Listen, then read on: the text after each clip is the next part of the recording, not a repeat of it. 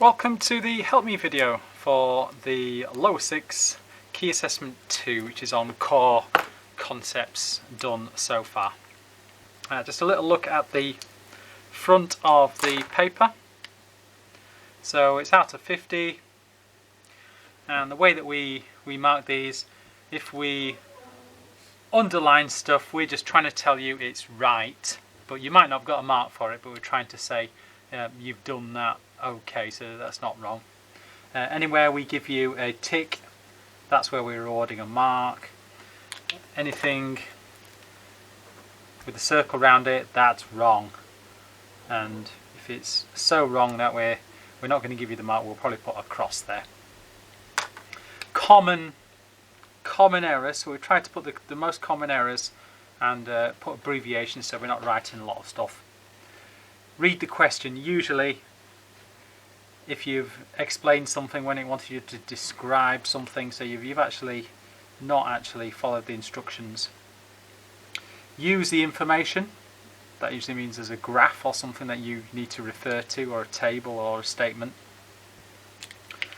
Vocabulary, sort of terminology, using the right words. You can't use just sort of words off the street, you need to use words from your notes in the textbook. Maths is straightforward. Partially complete work, you might have only answered half the question, for example. This is used quite a lot, this little symbol there, which means that you've missed usually a word out. So for example, if the answer's aerobic respiration and you've just put respiration, then we'll put a little hat there, a little arrow to say you've missed a word out. And punctuation and grammar. So the first question, this is lipids, and we've got a diagram of a lipid. You should recognise this as a lipid, and name this type of lipid. So I think it's just I haven't actually seen the mark scheme for any of these questions, so I'm just trying to use it from a common sense point of view from a biology teacher. Type of lipid, I think that's just the long fancy name for a lipid, probably. Uses, well, in your notes you've got uses of lipids, and this will just be two of those. Straightforward remembering from your revision.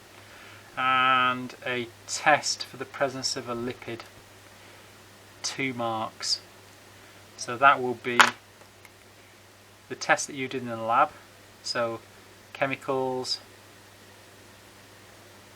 and what order did you do, and then positive result. So there's 2 marks there. So one would be the actual test itself, and what's the positive result probably. Components Y and Z. What are they doing? And they're different from component X. So Y and Z appear to have this area in where it's not in X. So there's 2 different types of this chemical, and there's a little bit of health suggestion. You'll recognise the words when you see them. Largely debunked now actually, but it's in your notes.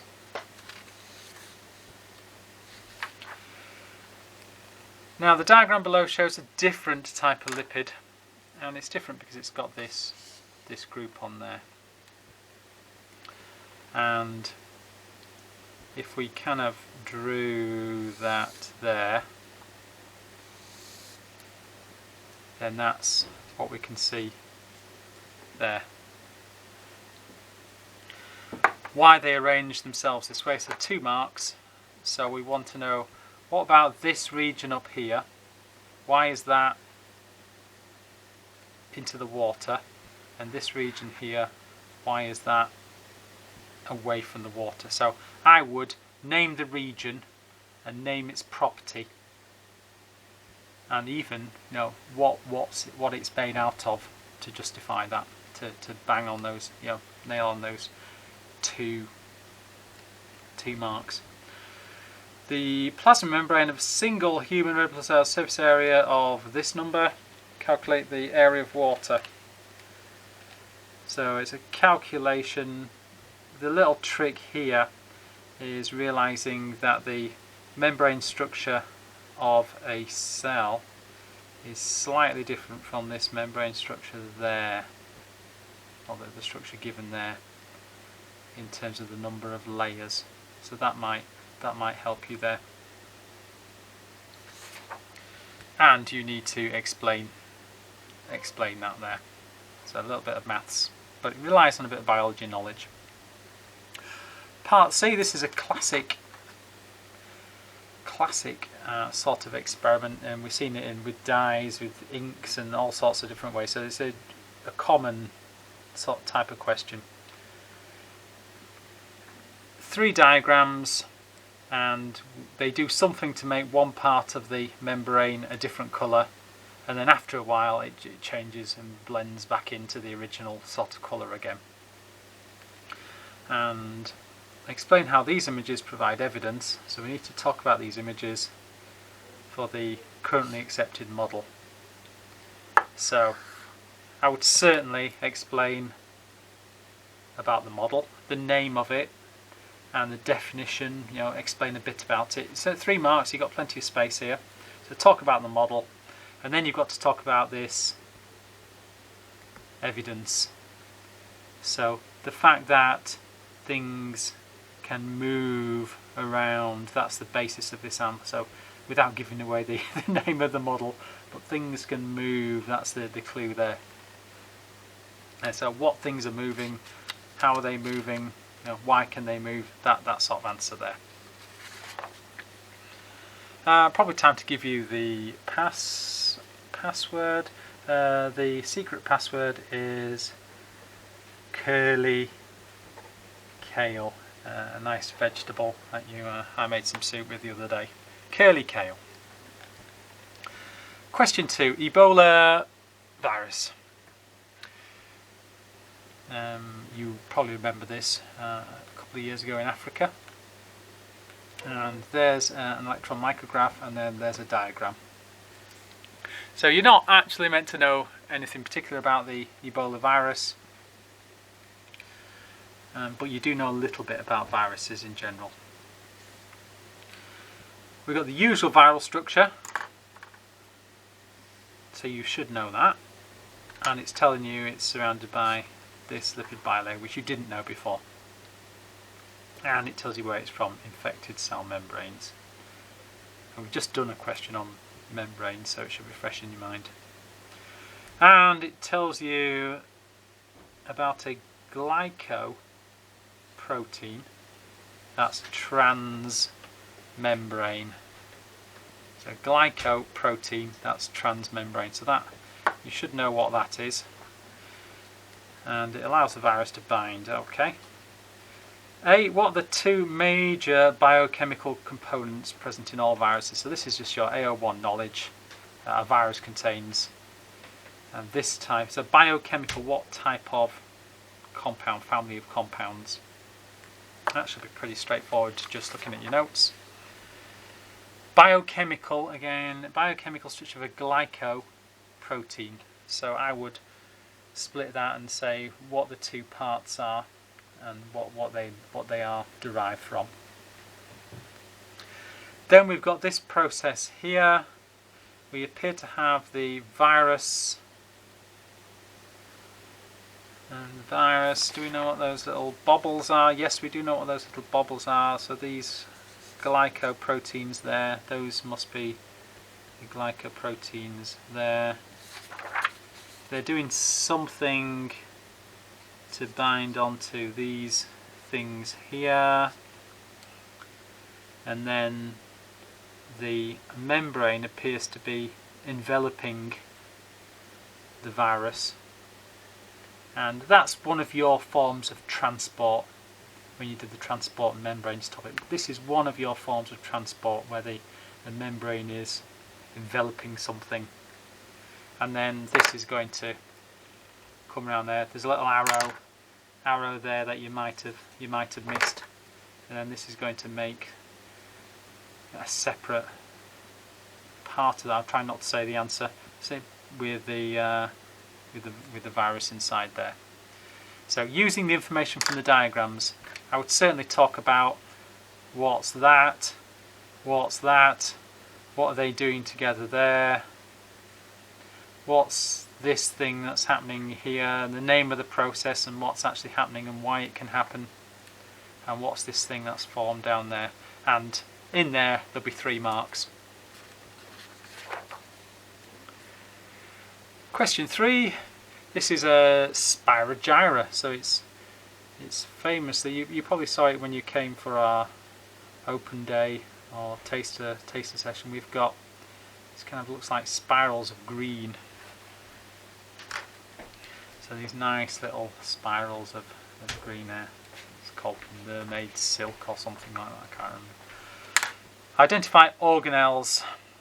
So a little bit, yeah, so these kind of green blobs. If I say green blobs, you should recognise that. And a little bit more tricky on this diagram, but it's just a not a green blob, so a bigger not green blob in a cell. So you should be okay there.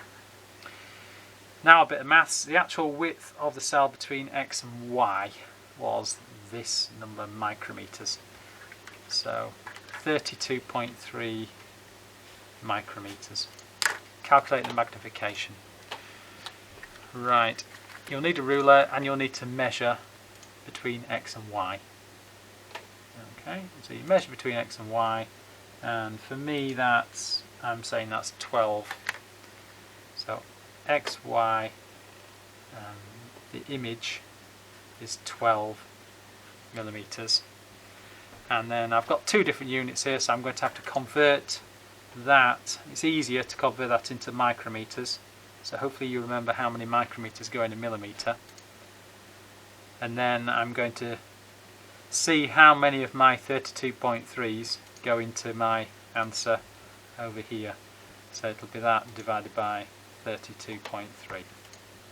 And that will give you your magnification. Part C, so a little bit to read here. During the day, the concentration of solutes changes, but the length of the spyro gyra remains almost constant. What can you conclude? And it tells you cell wall. There we go. So you've done this experiment with a red onion epidermis, where you had different solute concentrations, yet the actual size of the red onion cells didn't change. So it's similar to what you've done already. You've got 4 marks here, and you've not got a lot of space to do it. So it's kind of 1.5 lines per mark. I would possibly talk about this solutes in the pond water change to evaporation. So I would certainly be mentioning what that will affect in the, I would certainly be talking about water potential, and I would be talking about water moving in or out of this cell. So decide which way water would move, mention the process, and what that would do to the cell contents, so the volume of cytoplasm inside the cell. And then you can describe what's going on in terms of movement of water. But then I would maybe a couple of marks talking about the water movement, and then maybe a couple of marks telling us about this cell wall. So what is it about the cell wall? So I haven't seen the mark scheme. I'd be saying, what's it made out of? What makes it? What properties has it got, and why does that keep it the same size despite what's going on in terms of the water? So a little bit more tricky there.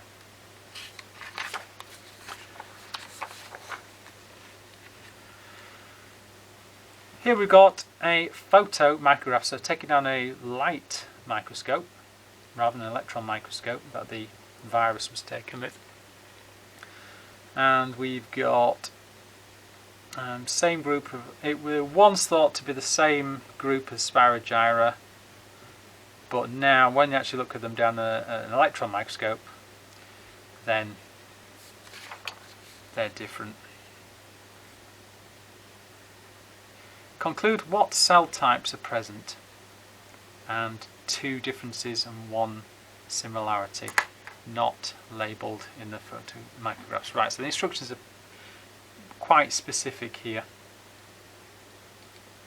So, what cell types for these 2? So I'd be structuring my answer, cell types. I'd be clear to go spyro gyra is nostoc is okay. So a little bit vague what cell types are, but kind of the name or the kind of kingdom, that sort of thing probably. 2 differences and 1 similarity. So I'd be going difference 1, difference 2. So it says 2 differences, and on the last line I'll be putting the similarity. So 3 marks. I'm not quite sure where these 3 marks are coming, but it's definitely asked me for 2 differences and 1 similarity. And the differences, well, you know these from your theory, so you don't need to be kind of looking at these in a lot of detail. Possibly that's a difference. It says not labelled on the not labelled on the photomicrographs, so we can't use that. Other things, so things inside cells. So remember your cell structure of a plant. Nucleus is labelled, but what other stuff is in the cell? What other stuff? And in this bacterial cell, prokaryotic cell, what stuff's in there that's similar and different? So I'm thinking of lots of differences and definitely a couple of similarities. So it's just comparing cell types.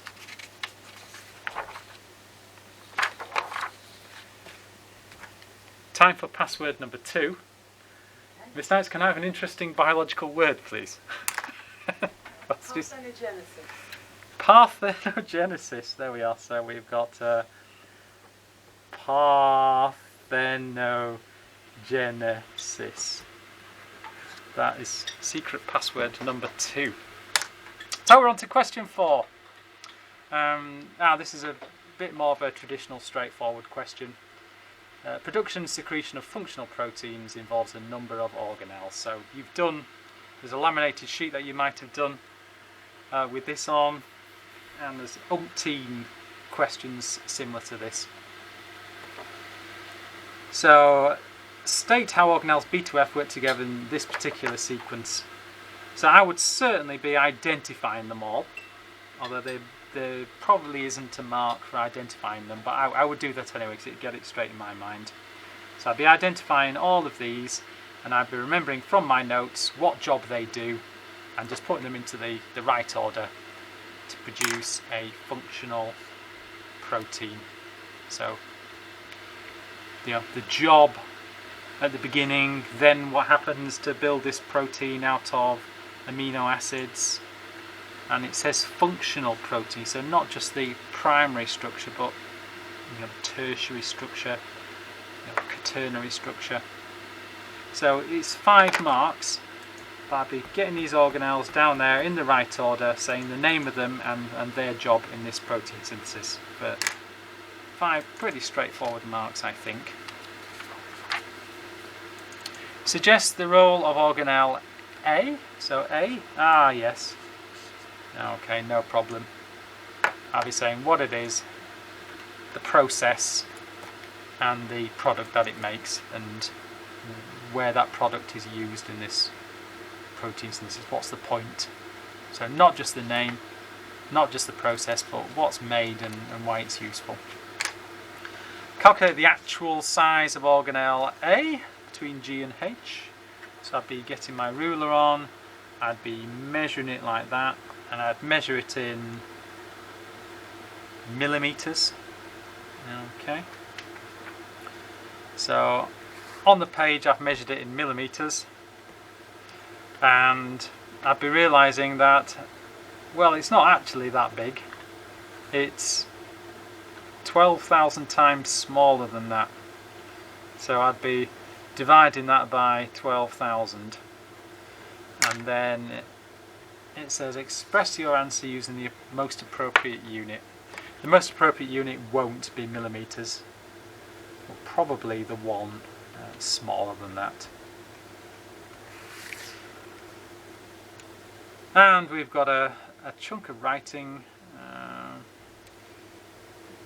Organelle A is similar in size to the prokaryotic cells and common structures, and we've got the endosymbiosis theory being proposed, and that's how eukaryotic cells came into being. Use your knowledge of cell structures and the processes described to justify this conclusion. So we are going to accept this conclusion. So, this conclusion is right because, but you don't need to actually write that. You just need to write from the because. And there's 2 marks there. So I would think about the things that are common to this organelle and prokaryotes, and even any processes that go on inside both this organelle and prokaryotes as evidence that they were engulfed by all the bacterial cells and so on. So cell structures for a mark, and a processes, what processes have we got going on inside. 10 marks. And we're on to question 5. Monoglyceride. Oh, what's a monoglyceride? I've heard of a triglyceride. But when you look at it, it appears to be the thing I recognise there, and one of the things that would join onto it. And I'm used to seeing the other 2 things to make it a triglyceride, but they're not there. So, but I kind of know all the bits it's showing me. I know about. Name the bond. Name the bond. The one there with the girl's name. State the type of reaction. Well, it's be careful. It's the breakdown of the monoglyceride. So when it's splitting into its component parts, so when we're breaking this bond, we're adding something rather than taking it away. So try not to get the most common wrong answer. In the space below, draw and name. So 2 jobs. The products of breakdown of the monoglyceride. A good tip here is when you're drawing something, draw it like they've given you in the question, but just amend it, to make it the right answer. So for example, if I'm drawing this part on the left, I would use the same style as what it's given me here. So I've started the diagram off there, and you just need to finish off the diagram saying what you'd actually get. So there's OH there. So this here, what would this turn into? And you've got your other squiggly bit, which is the carbon, the kind of CH chain, and then you've got that, and then so you just need to sort of go, well, what are these end bits going to look like? And these end bits are going to look like your notes. These are all in your notes, and you actually put these together. So what did they look like before you put them together? And they've got their name. This is the actual name here, and this is a general name for that type of compound over there. So that's pretty straightforward biochemistry. And we're on the last page. And it's a good job I've only got 5 minutes left. 2 fatty acids which are common in triglycerides are stearic acid, never heard of it, oleic acid, never heard of it. It's giving you the formula, never seen those before. What type of fatty acid? How am I supposed to know? Well, let's just have a look at these formulae. So stearic, that's stearic there, and that's oleic over there. The only evidence I've got to go on is this one. The only difference appears to be that oleic has 33 hydrogens and stearic has 35. If you try to draw that out, you'd get the answer, and if you can't guess it. Another thing to realise, another way of tackling these exam questions is, what do I know about fatty acids? I don't know much about fatty acids, but I do know there are 2 types, and I can kind of memorise those from my notes. So one's one type, one's the other type, and one appears to have more hydrogen. One has got, every carbon has got a hydrogen attached to it. So you're going to name the type of fatty acid, and then the second mark will be the reason, and it'll be involving these hydrogens somehow. Apart from energy storage, so can't talk about that. 2 functions of triglycerides in a mammal. So a common wrong answer is to go waxy cuticle or something like that. That's in a plant, so you can't say that. So 2 separate marks from your list that you've memorised as revision.